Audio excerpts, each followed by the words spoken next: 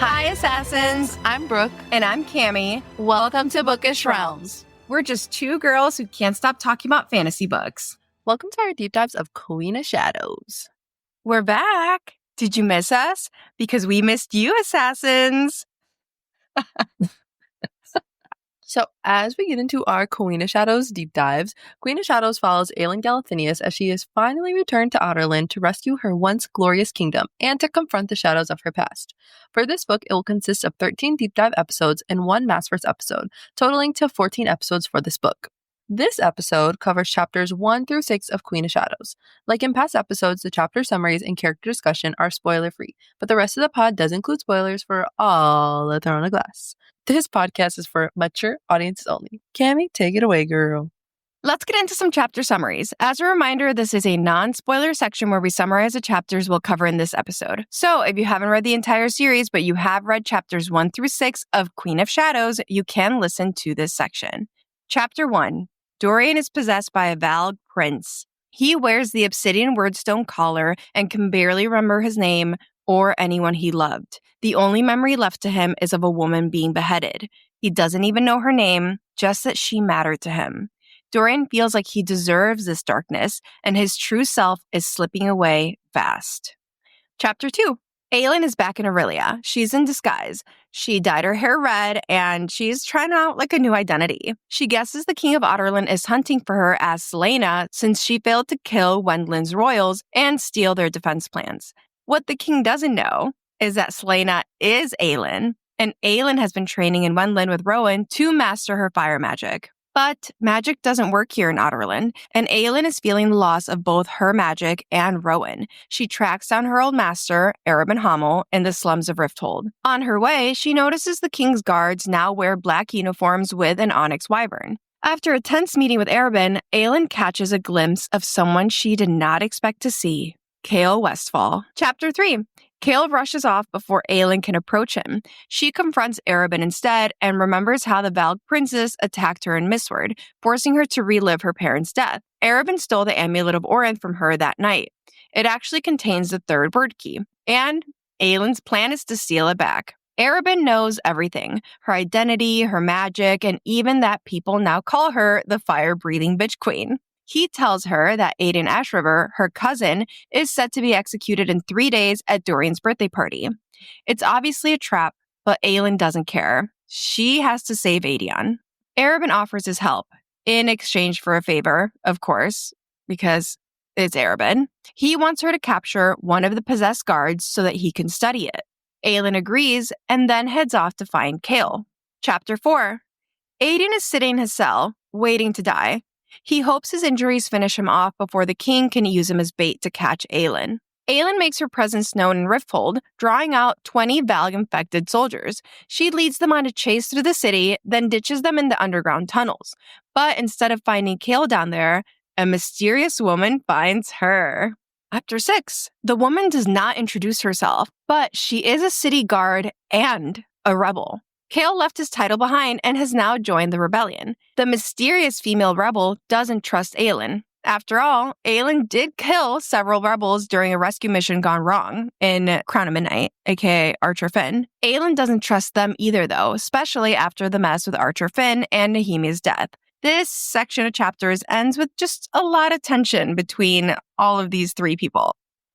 Welcome to Character Discussion. Here we'll do a quick summary for our side characters from this set of chapters. For our main characters, we will discuss who they are, what we know, and give a golden line from this set of chapters. As always, this section will remain spoiler-free. First up, we have Tern. Tern is sharp-tongued, slippery, and is totally unbothered by danger. Exactly the kind of guy you'd expect to be a Robin's right-hand man. That fucking word throws me off every time. Every time I have to say that man's name, throws me off every fucking time. I don't know what it is. But anyways, he's got that smug, too slick energy and a talent for slipping into places he shouldn't be. Equal parts annoying and dangerous, Tern is the kind of character you definitely don't turn your back on. Next up, we have a rebel. We don't know what this rebel's name is. This rebel shows up quiet, sharp, and absolutely not here for anyone's nonsense, especially Aelin's. She's armed, observant, and clearly carries the weight of loss, making it clear she's not quick to trust, especially after watching her friends die. Despite her calm exterior, there's fire underneath, loyalty, grief, and a fierce sense of justice. Next up, we have our main characters, and let's start with Dorian. And unfortunately, Dorian is in a dark place right now, and not just emotionally. There is something ancient and cruel creeping into his mind, aka the Valg Prince, trying to take over, and it is slowly erasing who he is. He doesn't even remember his own name. All that's left are flashes of horror and loss stuck on repeat. He's trapped, and every moment is a fight to hold on to whatever's left of himself. This is not the Dorian we're used to. His charm and light are buried deep, and he's just trying to survive the storm in his head. It's honestly heartbreaking, it's intense, and it makes you so sad for him. Dorian's golden line from this set of chapters is, quote, "Yet he had not saved her, and he knew there was no one coming to save him." My heart. Anyways, next up we have our girl Aelin. Aelin is finally referencing herself as Aelin, so we will be doing the same going forward because she no longer identifies with Selena. She is full-blown Aelin Asher for Galathinius. But anyways, our good sis is back and bringing the heat, even though she can't use her fire right now. Aelin in these chapters is all about strategy, survival, and focus, of course, because what's new? She's back in Rifthold and is deep undercover. She changes her hair and her look and the way that she's moving through the city so that no one will notice that she is back. She's not there to cause chaos, yet, of course. She's there right now to gather info and make calculated moves, and to figure out what the fuck has been going on since she's been gone in Wendelin. Mentally, Aelin is in full war planning mode, writing, scheming, and burning notes. She knows exactly who she's targeting and why. There's a sharper edge to her now, more focused, more grown, and more determined. And while she misses Rowan, of course, she's also not letting that stop her. She's back to take care of unfinished business. Once she finds out that Adian is locked up, she's trying to figure out how to get him out. And unfortunately, Robin is in the plan. He wants her to capture a Valg and bring it to him, and Robin will help free Adian. Lastly, Robin tells her that people have been calling her fire-breathing bitch queen, and she's honestly into it. And yeah, I love that for her. Aelin's golden line from this set of chapters is, quote, Kale was a Robin's client, or he wanted something from her master badly enough to risk meeting here. What the hell had happened while she was away? Next up, we have a Robin. A Robin is back, and he's as smooth, dangerous, and manipulative as ever. With charm turned all the way up, he plays a part of a caring mentor, but every word drips with control and hidden motives. He doesn't need weapons. His real power is in how he speaks, how he looks at you, and how he makes you doubt yourself. He offers help, but always with a price. And now that he's re-entered the game, you know that things are about to get sick and twisted. Robin's golden line from this set of chapters, super fucked up, man, is, quote, I wouldn't want you to end up back in Endovier. Like, let's just let that sink for a second. What a dickhead. Next up, we have Adian. Adian is still locked up in the dungeons. He knows that he is dying, and honestly, he's made peace with it. What hurts more than the infection tearing through his body is the thought that his death might be used to trap Aelin, and he would rather die than let that happen. Even locked up, sick, and chained, Adian is still a warrior. He hides his pain, pretends to be broken, and holds on to one last shred of control, protecting Aelin at all costs. It's heartbreaking, it's raw, and it shows just how fiercely loyal and brave he truly is. He's not afraid to die. He's afraid of being used, and that tells you everything you need to know about his heart. Adian's golden line from this set of chapters is, quote, his execution would be a trap for her, a way to lure her into risking an attempt to save him. He'd die before he'd allow it. Let's explore this world. Here we cover the main world-building elements that come up in chapters 1 through 6 of Queen of Shadows. We'll revisit these places and world-building elements in other episodes. For today, this section is not spoiler-free, so if you haven't finished the entire series, please do not continue. But please come back when you have. We are back in Rifthold, baby. In this set of chapters, we visit 2 key locations in Rifthold's underworld, the Vault and the Shadow Market. We did have a world building on the vaults way back in the Assassin's Blade, so this is just kind of like an addition to that. The Vault is an underground pleasure hall located in the slums of Rifthold. It is considered the heart of the city's criminal world, and it's known for its violence, corruption, and its secrets. At the center of the Vault is its most infamous feature, the fighting pits. There, bare-knuckle brawls take place before rowdy crowds, with fighters battling until one is knocked unconscious or killed. Bets are openly placed, and the floors are permanently stained with blood and vomit. Ew, gross. The bar serves only watered-down ale, and Aelin thinks the food is often made from alley rats. Again, Just very gross. The vaults also offer more hidden services. Prostitutes conduct their trade, and criminals handle illegal business transactions. The vaults thrive at night. They draw in drunks, career criminals, and occasionally the reckless/stupid young nobles and merchant sons. Many who enter the vaults never leave because they die in there. Despite going through multiple owners, the vaults remain unchanged. And then we visit the shadow market, which I have a lot of things to say about this for our Masterverse episode. But the shadow market is another major feature of Rifthold's underworld. Located along the banks of the Avery River, it is a chaotic marketplace where basically anything can be bought or sold. The market has existed for as long as Rifthold itself, and local legend claims it was built on the bones of the God of Truth, which we learn more about later in this book. The shadow market deals in both legal and illegal products. Shoppers can find contraband goods, illicit substances, rare spices, clothes, and weapons. The market caters to all types of clientele, from criminals to citizens and even the occasional noble. It operates with little oversight, offering access to whatever someone might desire, so long as they can pay the price. This is our analysis and foreshadowing section, which is not spoiler free. We will break down parts of the text that tie into or foreshadow future events in the series. If you have not read all of Throne of Glass, please do not continue. I know we've been gone for a while, but this does not change. Do not come for us. We're telling you now. This is spoilers. So get out of here. Come back later. Okay. Anyways, let's kick things off with a quick little recap. At the end of Air of Fire, we leave Dorian with a wordstone collar strapped to his neck, sick. Kale on the run, Sorsha with no head, all right? Aelin has gained control of her magic and realized that the third word key is in the Amulet of Orin. She's headed to Rifthold to gather an army, collect the word keys, and reclaim her throne. Rowan is in Wendolin, freshly free from his blood oath to Maeve, which, thank God.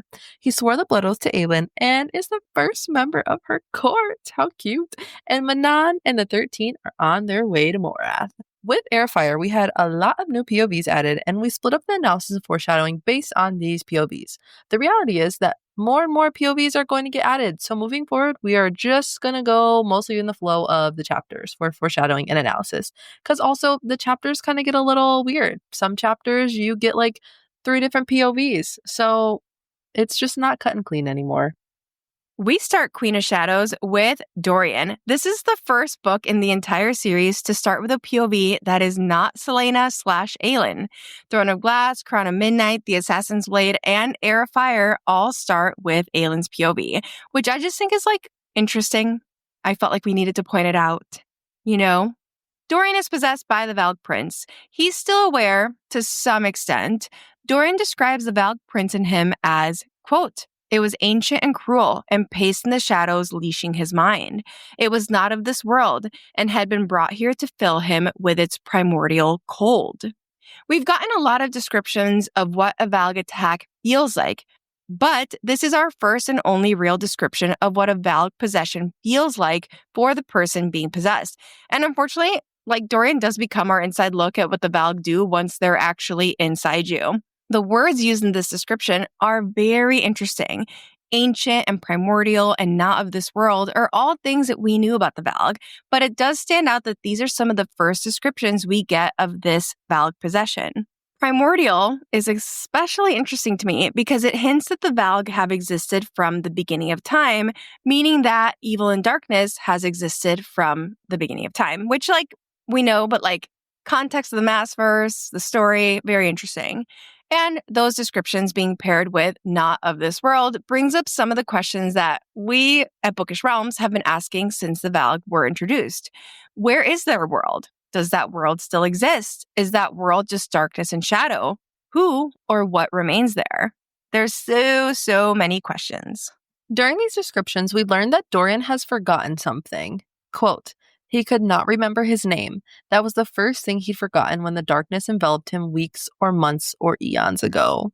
I'm sorry, but this is so sad, like, when you just think about the grand scheme of things. But the Nameless is My Price prophecy hasn't been fully discovered by any of the characters yet, but it is very interesting, like, how this all ties together. Because, of course, it all ties together. Like, Sarah J. Maas is the queen of tying everything together.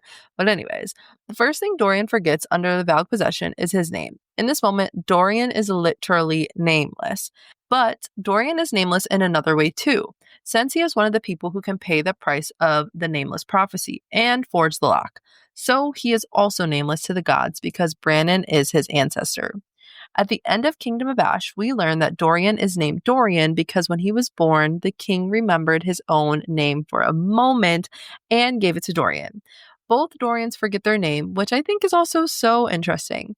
The whole concept of forgetting your name or being nameless is so central to this series, and it really stands out that it was the first thing that the Valg makes Dorian forget. Our names feel essential to who we are, and having them stripped away is just another way that the Valg gain control. The Valg attacking the name first is so symbolic, like they erase your sense of identity before anything else. Dorian can't remember his or anyone's name. The only memory left is of the woman he loved being beheaded, and her death haunts him on repeat. The Valg possession isolates him in that one horrible moment, replaying it over and over, breaking him down. Basically like his own personal hell, which is interesting. The Valg prince inside of him is just waiting for Dorian to break and fully let it in. And Dorian struggles to remember, honestly, anything about himself. Quote, he could not remember if the thing was the prince or if he himself had once been a prince. Not likely. A prince would not have allowed that woman's head to be cut off. A prince would have stopped the blade. A prince would have saved her. Oh, I just want to hug him. Despite Dorian forgetting his name and who he is, Dorian feels guilt. He blames himself for not stopping Sorce's death. The Valg possession is, twisting his thoughts. He questions his identity and worth. He can't remember being a prince, but even if he could, Dorian doesn't feel worthy of being a prince. Dorian defines, quote, being a prince by protecting others. And this is really like the start of Dorian's journey to reclaim himself and ultimately reclaim his crown later on. Like, this is where I feel like Dorian's kind of like healing journey. This is where it really starts because he has to overcome this like guilt over Sorce's death and not acting like a prince. The Valg allows Dorian to feel shame and grief because it makes him weaker. At this point, Dorian's survival really is dependent on him trying to hold on to who he is, but we see that he is already struggling like pretty badly. Dorian feels like no one is coming to save him, and he's trapped, forced to act like a puppet while no one realizes how much of him is already gone. The only emotion he can still feel is hate, especially towards the people around him who don't notice his struggle. It's interesting that he can still feel and recognize hate under the Valg possession. It's not surprising since the Valg feed on darkness and thrive on negative feelings and memories. It makes sense that the Valg prince would allow Dorian to feel hate. Dorian can't remember Sorce's name, but he remembers Sorce's last words about forbidden love. He feels like he deserves this punishment, sinking deeper into guilt and hopelessness. He's stuck reliving Sorce's death, losing the will to fight back, while the Valg waits for him to fully break. Chapter 2 starts off with a banger. We love any time that our queen introduces herself this way, but, quote, Aelin Ashriver Galathinius, heir of fire, beloved of Mala Lightbringer, and rightful queen of Terrasen, leaned against the worn oak bar and listened carefully to the sounds of the pleasure hall, sorting through the cheers and moans and body singing. Aelin is back in Riftfold, and she's referring to herself as Aelin and rightful queen of Terrasen.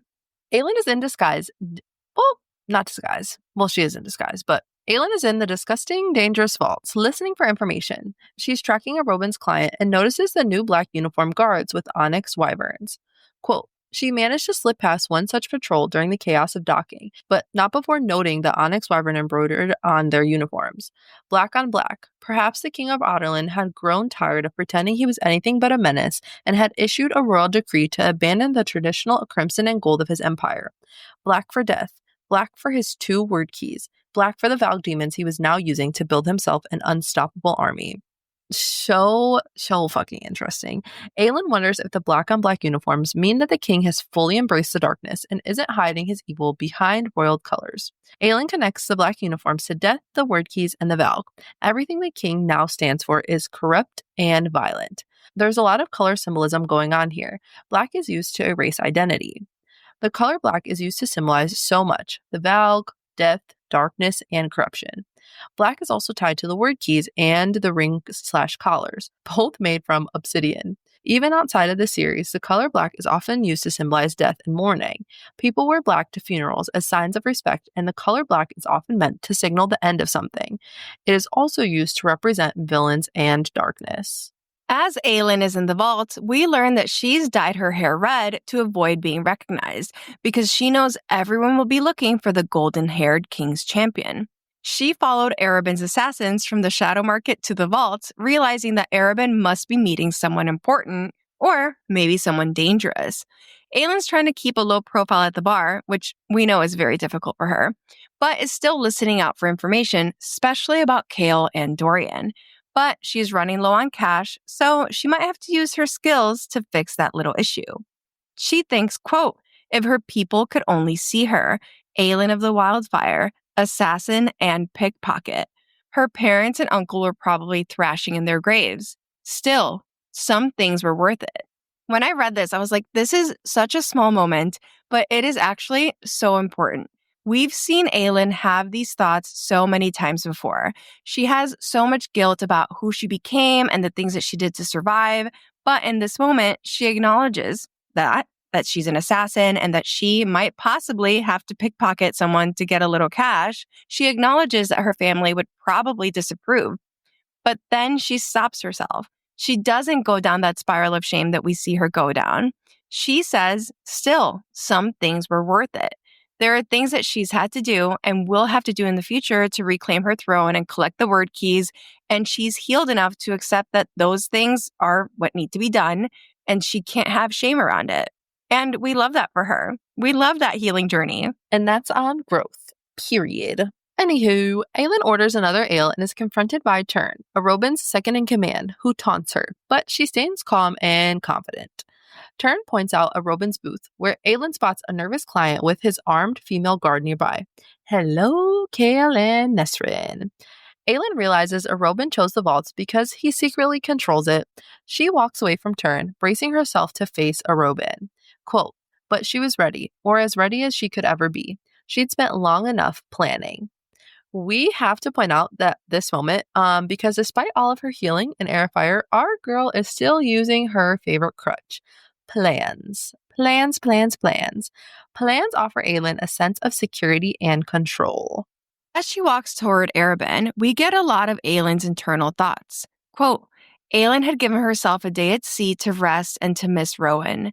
With the blood oath now eternally binding her to the Fae Prince and him to her, his absence was like a phantom limb. She still felt that way, even when she had so much to do, even though missing her Karanam was useless, and he'd no doubt kick her ass for it. I love these moments when Aelin is still trying to convince herself that she misses Rowan because of the blood oath. Like, that is your man, okay? Like, we're just friends, but I miss him like a phantom limb. Like, again, let's just be so for real. The denial is very real here. But I also love that the thought of Rowan kicking her ass is like playful and comforting. Even an ocean away, Rowan is motivating Aelin to stay strong. And also, Rowan is in the same boat. He misses Aelin so much that he takes the first opportunity to hop on over to Rifthold. So these two, I love them. We learned that Aelin spent her time on the ship from Wendelin to Rifthold planning revenge, writing out her targets, and planning. Our girl is determined to not leave Rifthold until Arobyn and the king are dead. She simply is like, I've had enough, and you must go. You simply must go. When her magic disappeared near Otterlin, Aelin struggled to adjust because she started to rely on her Fae strength and magic while she was in Wendelin. But our girl knows who she is. Quote, so she had breathed in the brine and the wood and reminded herself that she had been trained to kill with her bare hands long before she'd ever learned to melt bones with her fire. She did not need the extra strength, speed, and agility of her Fae form to bring down her enemies. Aelin is able to remind herself that she was powerful before magic. She was that girl. And she still is that girl. She is a trained assassin, and she doesn't need her fire to win. That is just like an extra added bonus, you know? Aelin's identity isn't tied to her magic alone. The girl is a fighter. She's gonna get to where she needs to go. If you need to get knocked out, she's gonna knock you on your ass. And it's gonna be quick and efficient because she's not playing that shit. But that training came from someone, and now Aelin is walking towards him. Quote, the man responsible for that initial brutal training, the man who had been her savior and tormentor, but never declared himself father or brother or lover, was now steps away. still speaking with his oh so important client. A Robin Hamill returns to our story. Boo, boo, boo. Tomato, tomato, tomato. Even though I know it's called tomato, tomato, but tomato is just fun, like potato, potato. Anyways, this phrasing has been used to describe a Robin a few times throughout the series, but he never declared himself father or brother or lover. Because he never has, because he's sick and twisted. And like we've said before, his lack of defining his role is, again, just another way to control and manipulate the whole fucking situation. Because if he doesn't pick a line, then he can just kind of freely be fluid throughout them. But since their last meeting, Aelin has grown and changed so much, and Robin's little games are not going to work like they used to because she is a strong, independent woman. She was a strong, independent woman before, but now she has the mentality to back that up. Right as she's about to come face to face with Arobin, Aelin recognizes the client that Arobin is meeting with. Quote, even with the hood, she knew the way he moved. She knew the shape of the chin poking from the shadows of the cowl, the way his left hand tended to brush against his scabbard.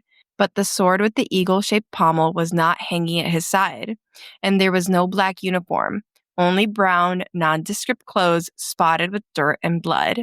Enter Kale Westfall. And you guys know I love Kale. I will not apologize for loving Kale, but I actually also really love this moment specifically. I think it's actually in my favorite moments too. I think it is really important to have this reminder of their friendship, just like how deep Kale and Selena really did get to know each other. Like, Aelin recognizes Kale by his movements alone. I feel like there's a lot of intimacy to that, and I feel like it's important that we take note of it, since I know that Kale is about to do some things that get him some hate in this book. And that's okay. I agree with those. I agree with that take. But I think at the core of it all, these are two people who really knew and loved each other, and that, like, having this be the moment when she sees him and the way that this is phrased is a really great reminder of that, of like, they knew each other so well that she recognizes him just by his movements. So, hi, Kale. I love you. And I will say that I was a certified Kale hater until this reread, and now I like Kale. Like, I never didn't like Kale. I just was like a certified Kale hater for a while, especially for this book, because he does do a lot of like fucked up things in this book. But we've talked about this 1,000,000,000 times. He's just a human. He's just a man. We all go through shit. You know what I'm saying? And he had his world turned upside down. So I am now a Kale stan. But seeing Kale makes Aelin pause. She sits down at a table and pretends to be part of a card game. Our girl just simply needs a moment to collect herself, which, like, I feel that, girl. I think I would feel the same way. Aelin watches the end of Kale and Robin's meeting, feeling relief that Kale is alive. Kale leaves without acknowledging or recognizing her. Quote, she moved fast enough that he likely hadn't been able to detect that it was her. Good, good. Even if she would have known him moving or still, cloak or bear. Again, just stopping to comment on this because I do think it is so beautiful that we need a reminder that Kale and Selena did love each other. And Aelin knows that she would recognize Kale moving or still, cloak or bear, because that is just how well she knows him.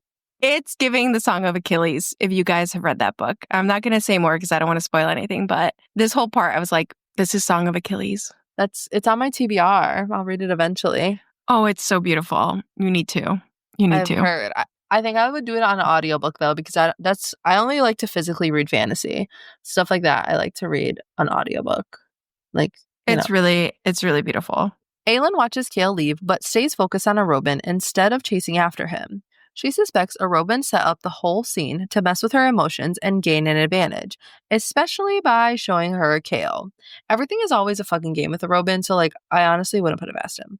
And Aelin finally confronts Robin, keeping calm while noting that there's no visible sign of the amulet of Orin that he stole from her. Fucking thief. Anyways, even though she wants revenge, Aelin knows that she has to be patient. There's too much at stake to kill Robin yet, especially with his connection to Kale.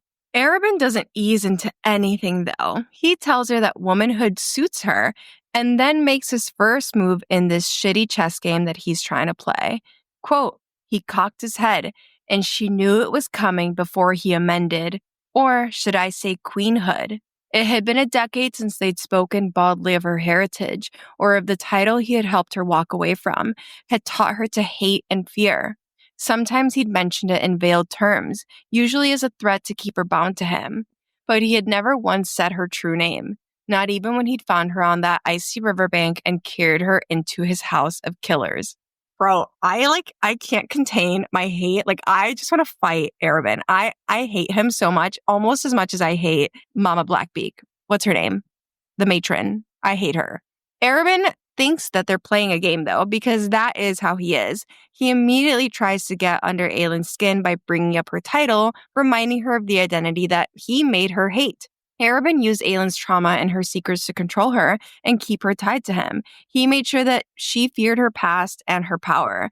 And Arabin is, again, a huge factor in how Aylin saw herself and how she erased her past/identity. He's testing her reaction, trying to see if he can use the same tactics to push her buttons.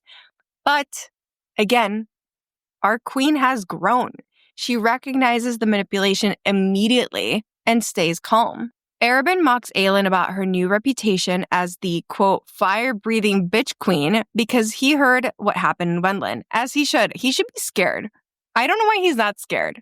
However, this conversation does stir up old memories of Sam, his death, and the betrayals that sent Aylin to Endovir.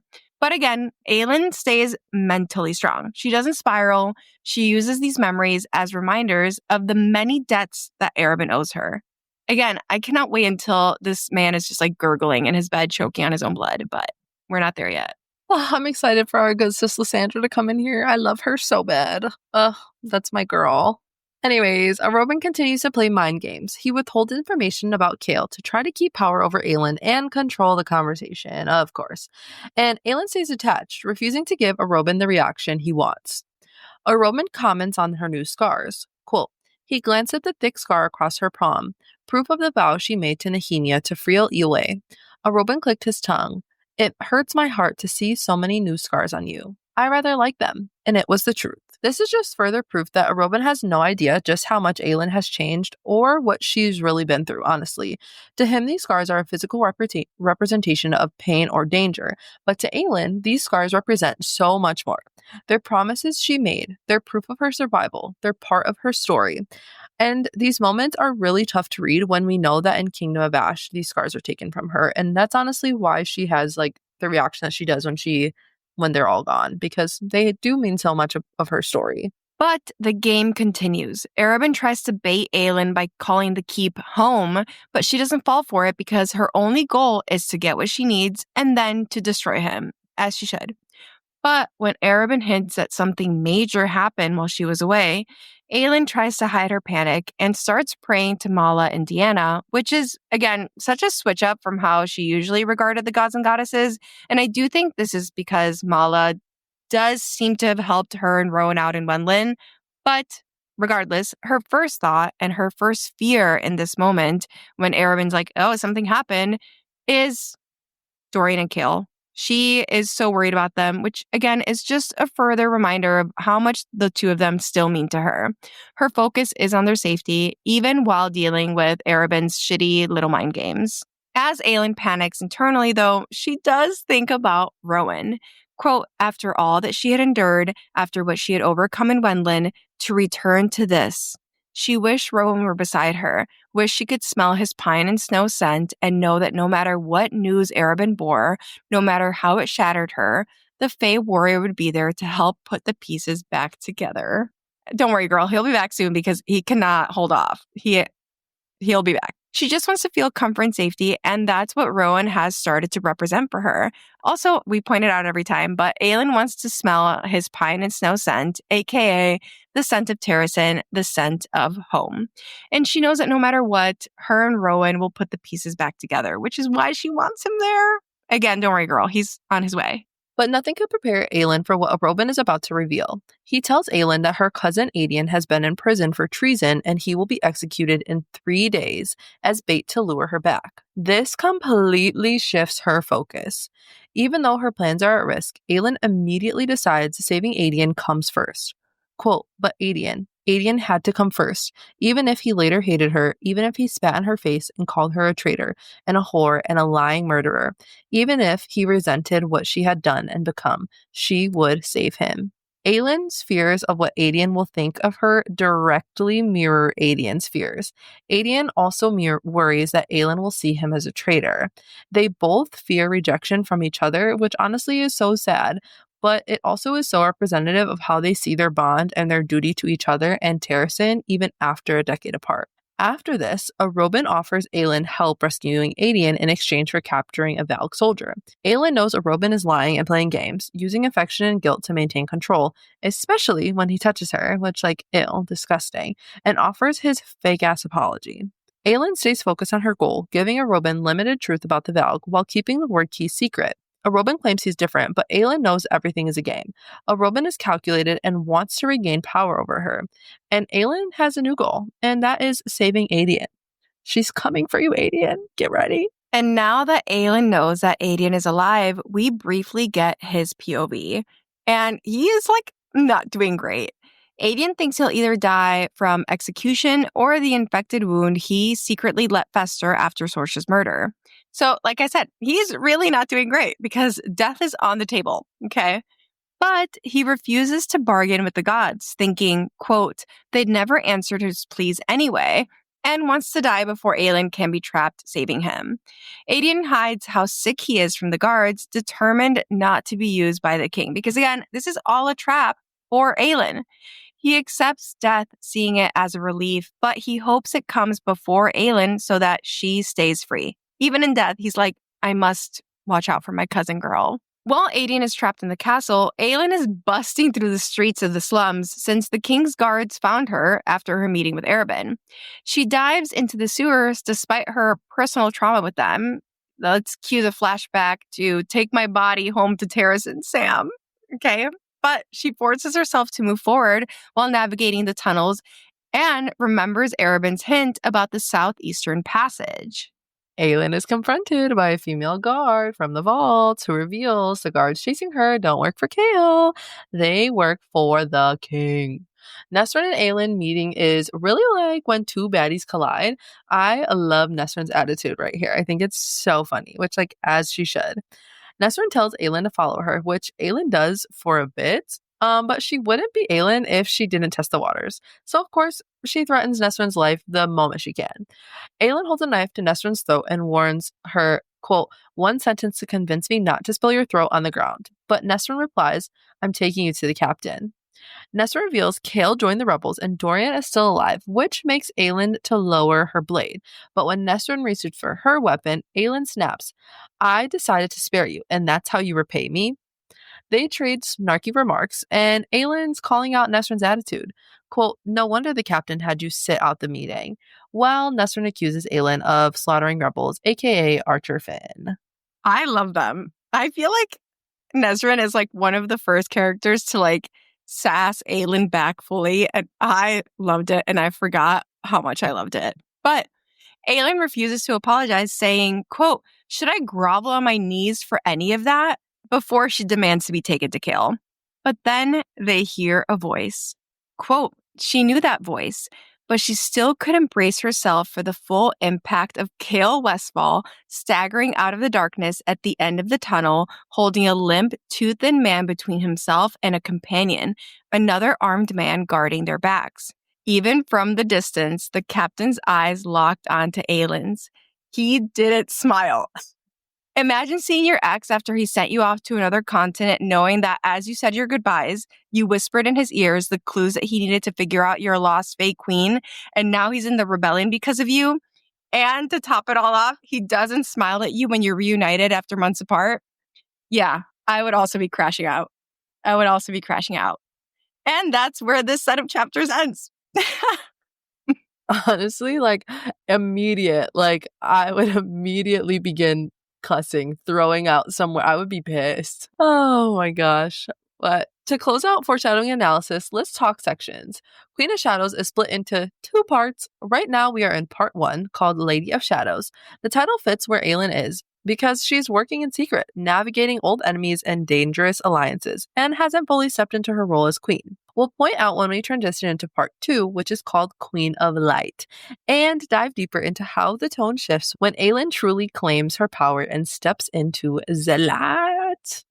And next are favorite moments. These are moments in the set of chapters that we really just loved. Heart. Heart. I like that. Heart. My first favorite moment is the first line of chapter 2, which is our first Aelin POV in this book. Quote, Aelin Ashriver Galathinius, heir of fire, beloved of Mala Lightbringer, and rightful queen of Terrasen, leaned against the worn oak bar and listened carefully to the sounds of the pleasure hall, sorting through the cheers and moans and body singing. We said this earlier, but like, I just love to see my girl owning her name, owning her fire, owning her title. I also think it is so meaningful that this is the first line of her POV. Aelin at the beginning of Heir of Fire could not have imagined feeling this way. And it made me very happy and excited to be in this book to see just like this shift. Okay. It's beautiful.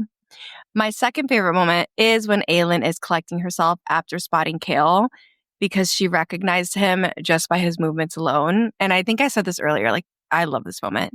Quote, she'd moved fast enough that he likely hadn't been able to detect that it was her. Good. Good, even if she would have known him moving or still, cloaked or bare. First of all, like as an English major, this is a beautiful line. It's a beautiful sentiment. I love it.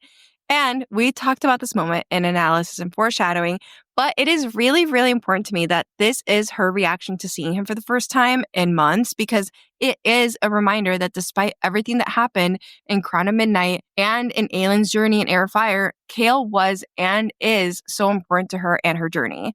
Despite it all, there is so much love there, which again, I think is why his betrayal hurt so much and why they have so many difficulties communicating in this book. So I just love though that like when she first sees him, those are her first thoughts. Like they're not negative thoughts. And I think it's really important that because like it sets the tone. So I love that. And I love Kale.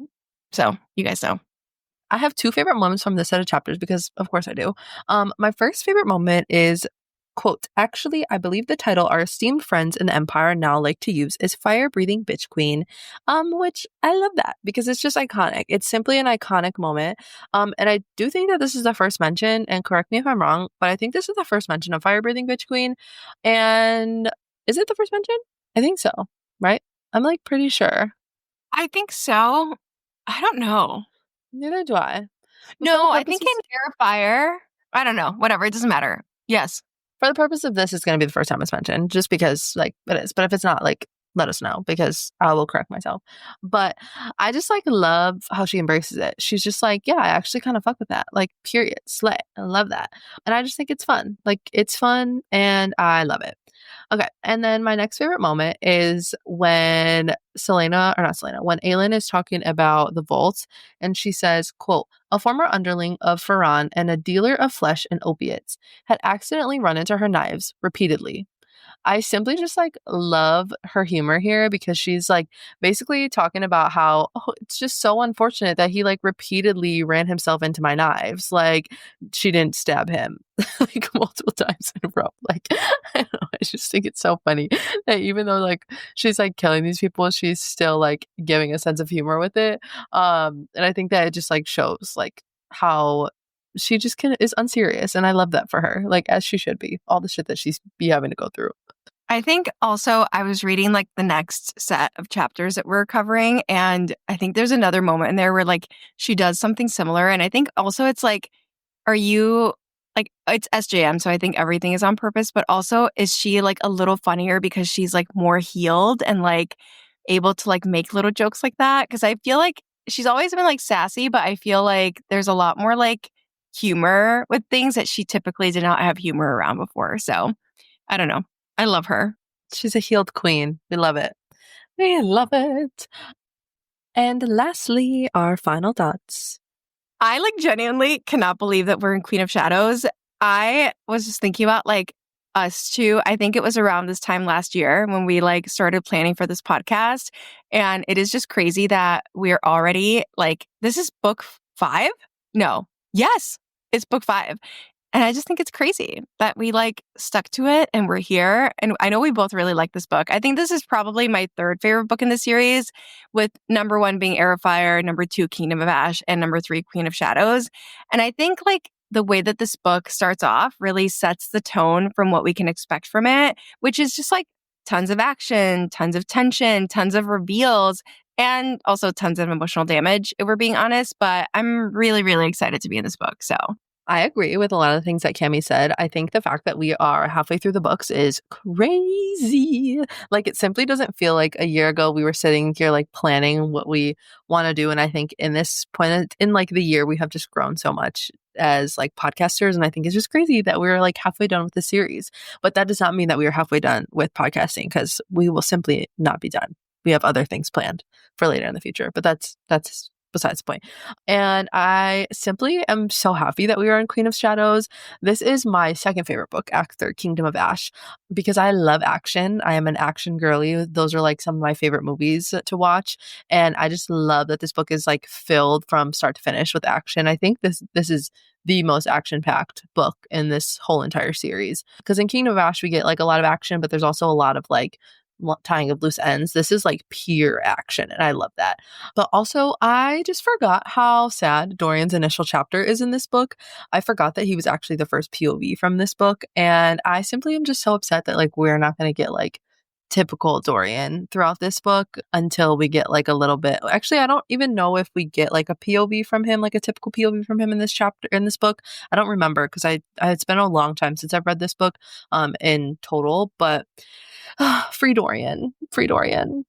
We'll be here for you when you're ready, King. I feel like he was never the same after this book. Like, not in a bad way, but like, I mean, it's just, there's a lot to recover from that happens in this book. So, spoiler warning for the Maasverse. We're going to talk about ACOTAR 6. It's going to include conversations about Crescent City, Throne of Glass, and ACOTAR.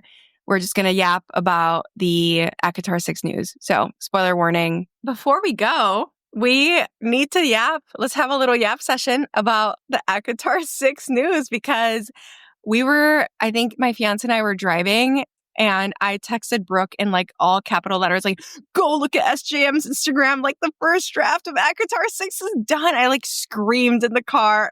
And I just like, I think I just can't believe that we got news. I really was expecting to go like the rest of the year not hearing anything. Girl, same. I simply was shook, like simply shook.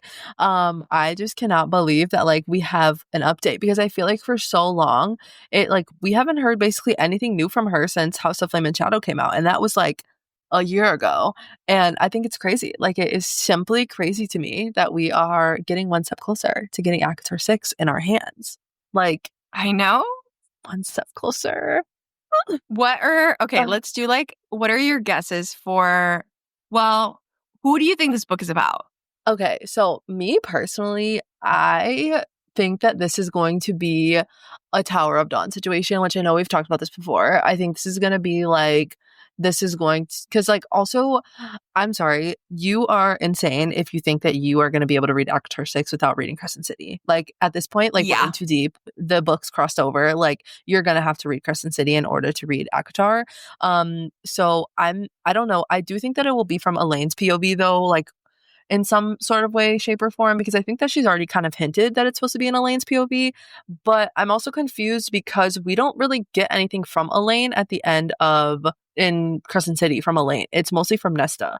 So I would love another POV from Nesta personally. I think that would flow in with like the Maasverse, but I don't know. I hope it's from Nesta's POV though.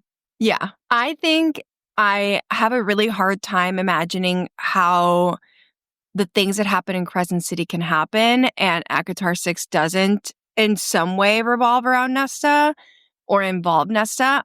But I think if it is a Tower of Dawn situation, and I think this is a little crazy, I know it's a little crazy, I think if it is a Tower of Dawn situation, it's going to be Lucian's POV. And so that it's not necessarily about Elaine, but obviously there's some spoilers here. We'll do a spoiler at the beginning of this, but like, that's his mate. So it would involve Elaine indirectly. But I think, I don't know, I just feel like there's a lot of avenues to go down. And I feel like it would be really out there if she did, like you said, a Tower of Dawn situation, but I feel like it would be like Lucian. I just don't know how we can make it about Elaine after. And again, we'll do a spoiler at the beginning of this, but like, Bryce literally hands Nesta, like, Nesta now has like all of the things that she needs. And like, Bryce was like, I don't think that 8-pointed star appeared on your back, like, for no reason. So I just don't understand how we could be like, hey, like, Nesta, you've got like some things that are being set up for you, and then be like, actually, we're going to talk about Elaine. So I don't know. Yeah. I don't know. Also, when we say Tower of Dawn situation, we mean like we think that the ACOTAR 6 is going to be happening from a different POV, but be on the same timeline as House of Flame and Shadow and House of Sky and Breath. Because if, like, just to bring back into your memories, at the end of House of Sky and Breath, we see Rhysand and we see Azriel and we see, I think Cassian's there too, and Amryn from like Bryce's POV, but then we don't really get too much of them in House of Flame and Shadow. So like we think that it's going to happen where we see now like the ACOTAR POV of when Bryce falls into Prythian, and like what happens when Bryce goes back to Lunathian, and then what's happening on the Prythian side of things, like after this random mass lady just like comes into their area. So that's what we mean when we say Tower of Dawn situation. But I think it'll be so interesting to just like I think it's just crazy how different the first 3 books of ACOTAR have been, like, and now how these books are like shifting. And you can love me, you can hate me for saying this, but I think that ACOTAR is about to take a very dark turn. Because if you think about it, let's talk about it. ACOTAR has been a land of fairy tales for 3 books, if you ask me. We don't really have like a true villain in ACOTAR. Like in Throne of Glass, you have the Valg. In Crescent City, you had the Asteri. But in ACOTAR, what was there? There was Hybern, there was Amarantha, but what else? There's no like. And mind you, like, Hybern was killed with like a sword to his throat. Like, that's not a villain that we fear. Yeah. There's not like a big outside force as you see in Throne of Glass and Crescent City. So I think that this is like where worlds collide, and I think we're going to get more information about the Daglin and the like how they connect with the Asteri. And I think this is also when we are going to finally hopefully connect the pieces on how the Valg are related to the Asteri and the Daglin. I hope. Yeah. I think we should do a whole like predictions, maybe like closer to the date. I really do hope though that in ACOTAR 6 we get more Azriel POVs, because I think 1, he's a really interesting character, but 2, like him being the spy master and like you said, like everything that happened in A Court of Silver Flames, in House of Sky and Breath, House of Flame and Shadow, like if there's any POV I want, it's Azriel's. Like that is, there's so much there. And you know that this is one of my crack theories. I think that like if we switched out of Ferris POV for a reason, because we entered Nesta's, and through Nesta's POV we saw Rhysand and the Inner Circle like through a totally different lens. I think it would be very, very interesting if we switched back to Ferris POV and we see that she is just as cognizant of like Rhysand's evilness. I think I'm in the camp of like there's something going on with Rhysand. So I think it would be really interesting if like we switch back to her POV, and like the reason that we switched out of it for A Court of Silver Flames is because during that book she realized like just exactly how Rhysand views her, he like hid her very dangerous pregnancy from her. Let's not forget. And we switch back to it and she's doing like a Court of Wings and Ruin situation where she's like, actually, fuck you, Rhys. Like, fuck you for doing that to me. And then it's like things are revealed about him through that lens. But that is like a super, super crack theory. So I don't know. Yeah.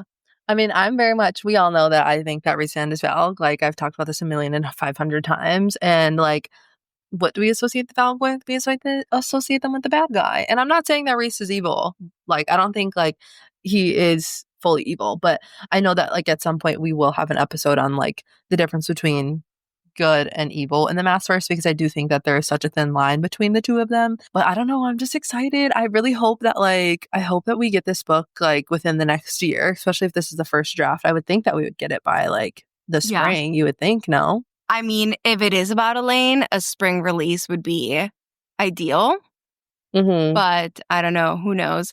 I also think, like, sorry, not to go back to Rhysand, but I also think that, like, if the reveal is that Rhysand is evil, it's going to be in a kind of have you come to save me at last, Aelin Galathynius reveal. Because I don't think that we've been set up for a reveal where, like, Rhys is evil. And I know, like, we've talked about this a million times, but, like, now being Queen of Shadows, I'm like, wait, like, that could be, like, a perfect kind of in between, especially for people who, like, love Rhysand so much and, like, go to bat for him. Like, we're so scared of ACOTAR girlies. Like, that's why we're, like, we don't really touch that with, like, a 10-foot pole Mm-hmm. because Y'all are you, crazy. you Love you scare all, but us. you scare us.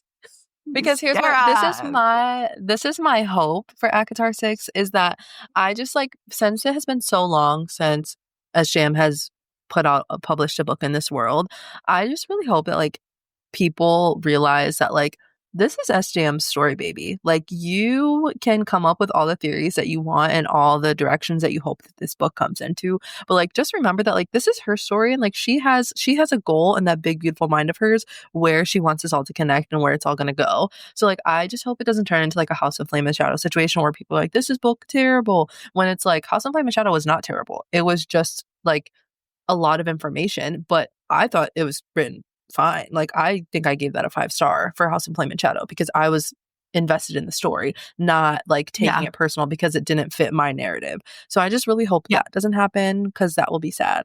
And the thing is, like, you guys know, like, we love theories. Like, we love, like, looking at the text and being like, we think this could happen. But ultimately, a book isn't bad because your theory didn't come true. Like, you can have a lot of textual evidence for your theory. I have a lot of textual evidence for my theories. And if they don't come true, that's okay. It doesn't make the book bad. And I feel like that's what happened, like you said, with House of Flame and Shadow. Like, that is, I'm sorry, you guys, it is not a bad book. It's not. It's just not what Not at all. people wanted or expected. But again, that does not make it a bad book. And I'm sorry, but like, you have to read it to read ACOTAR 6. I know people act like that's a controversial thing to say. I don't know how it could be. I don't know how it could be. That's not controversial. It's the truth. Like, Also, I know we said we'll talk about like more theories and stuff later, but since we are yapping, I really hope that in Actor 6 we get something about a little bit about Throne of Glass because in House of Flame and Shadow we got the message of Word and Brandon Galifianakis, and I really, really hope that we start to get a little bit more mentioning and maybe a crossover of Throne of Glass because I will be on the ground in a fetal position. you already if that know. Did you happens. set me up? Did you set me up to like share my theory? No, girl. Is this like well, a setup? the Manon thing? Yes. I think One of my unintentionally. Go ahead. One of my like crazy voice memos to Brooke is that I really hope that in ACOTAR 6 or in any of the ACOTAR books, Moore is telling Nyx a bedtime story and tells him that, that like Manon or like somehow Manon gets mentioned as the person who told the story.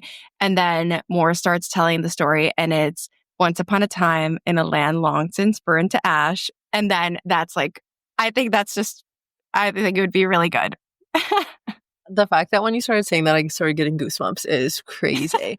But can you imagine? Like, can you imagine? Nyx is getting a bedtime story, and like that is the bedtime story.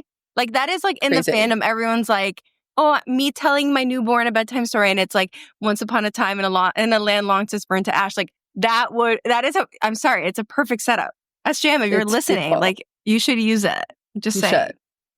You should use it. What do you think like the color of the book is going to be? Or like do you have like any ideas on like what the title will be or like in terms of color, I know people are like, "Oh, the neon." I guess you could go neon. I don't know. I think if it's neon, then what's left? It could be like a neon green if it's spring or like a lavender. I know, isn't Asriel like sometimes connected to like lavender and blue tones? So maybe like I think so. for him and Elaine. But yeah, it could be that. And then I have no guesses on title, except I don't think it's going to be A Court of Blank and Blank. I think it's going to be like how A Court of Silver Flames was. No and in between. Yeah, I can see that. Because I think that the first 4 books, because I'm looking at the books that I have right here. So that's why I'm looking this direction. But the first 4 books are all from Feyre's POV and they have the and in there. And then the next one is from Nesta and it doesn't. So yeah, that would make sense. If it's not from Feyre's POV, yeah. Yeah. But very I interesting. don't know. I watched that like video on SJM's Instagram like 17 times. Like when it came out, I'm like pausing it. Like, what kind of notebook is this? Like, what's this shot? What's that? Like, desperate.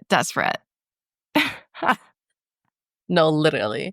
Somebody I saw on like TikTok or something where, because if you look on the thing, it says like 6 with like an arrow, and somebody thought it said 6 through 8, and I was like, girl, let's be for real. Like she did not pump out 3 books. Like I would hope she did not actually. Like take your time on those, girl. Like please take your time. Like, well, not too much time. Seriously. But take as long as you need. But like, let's keep it cute. As we get more news of ACOTAR 6, we will have a full-on episode before ACOTAR 6 is revealed. Probably, I'm going to assume we'll have a full-on episode when we get like a cover reveal and like a name reveal, because I think then we'll be able to like kind of guess a little bit more as to what ACOTAR 6 will be about. This is just like our, because we've been waiting for crumbs and she gave us a crumb. So we, of course, had to take it a mile after that. I feel like this is a loaf of bread. Maybe it's because I'm starving. Like, yeah. I'm like, this is the meal. Like, I'm like, you wrote it good. Like, I'm desperate. No, that's so real. Oh my goodness. Well, that wraps up our deep dives for chapters 1 through 6 for Queen of Shadows. We hope you enjoyed our analysis and theories. Don't forget to follow us on Instagram and TikTok, where our handle is @BookishRealmsPod. We'd love to hear your thoughts on these chapters, so drop us a comment or send us a message. Also, leave us a rating if you liked what you heard. It really helps us out. Join us next week when we continue our Queen of Shadow deep dives with chapters 7 through 10. Until then, keep reading, assassins. Bye!